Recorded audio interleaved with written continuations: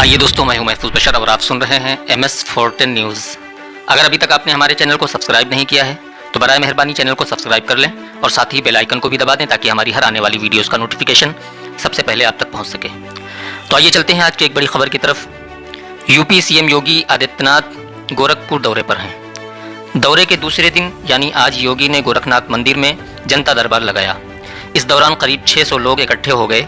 एक BSF जवान सियाराम सिंह ने योगी से भरी आवाज़ में कहा, महाराज जी, मेरा बेटा मेरी हत्या करना चाहता है।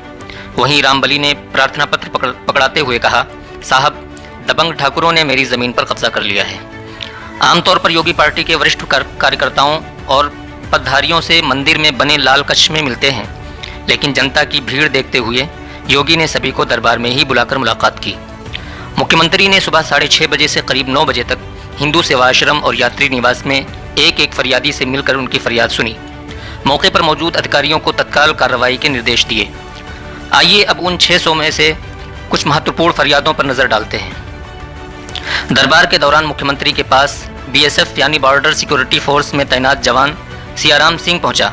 CM से शिकायत करते हुए उसने कहा, महाराज जी, मैं हरपुर बुधाट इलाके में रहता हूं। बुरी संगतों के चलते मेरा बेटा संदीप मेरी पत्नी के जेवर, लाइसेंसी बंदूक और घर का अन्य सामान चोरी करके भाग गया है।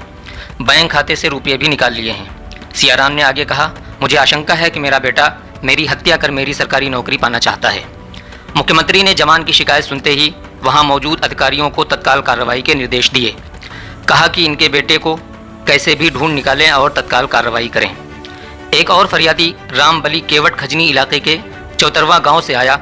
उसने CM योगी के हाथ में प्रार्थना पत्र देते हुए गुहार लगाई कि उसको निवासे में मिला हुआ खेत और ज़मीन गांव के ही कुछ दबंग ठाकुरों ने अपने कब्जे में ले ली है।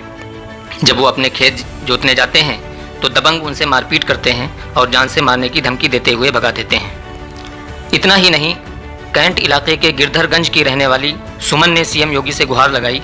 कहा कि उनका पति राम आशीष वर्मा उन्हें दहेज के लिए प्रताड़ित करता है। कई बार उनको जान से मारने की भी कोशिश की। पति के खिलाफ उन्होंने केस भी दर्ज कराया था, लेकिन थाने के विवेचक ने बिना किसी का बयान लिए और बिना किसी गवाह के उनके पति से मिलकर हत्या का प्रयास सहित अन्य संगीत धाराओं को विवेचना के दौरान हटा दिया। पुलिस ने अब तक आरोपी की ना गिरफ्तारी की और ना ही कोर्ट में चार्जशीट भी दाखिल की है। पुलिस की शह पर मेरा पति मुझे लगातार जान से मारने की धमकी दे रहा है। हालांकि इन शिकायतों को सुनकर CM योगी ने अधिकारियों को कड़े शब्दों में फटकार भी लगाई।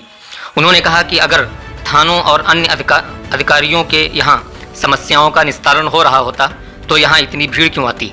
योगी ने अधिकारियों को CM ने निर्देश दिया कि हर किसी के साथ न्याय होना चाहिए।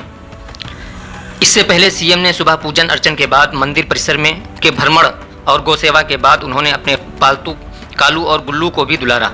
इसके बाद वह हिंदू सेवा आश्रम गए, जहां सुबह से ही अपनी समस्या बताने के लिए लोग उनका इंतजार कर रहे थे। वहां आए हर एक के पास खुद पहुंचकर उनका प्रार्थना पत्र लिया और उनकी फरियाद सुनकर तत्काल निवारण करने के निर्देश दिए।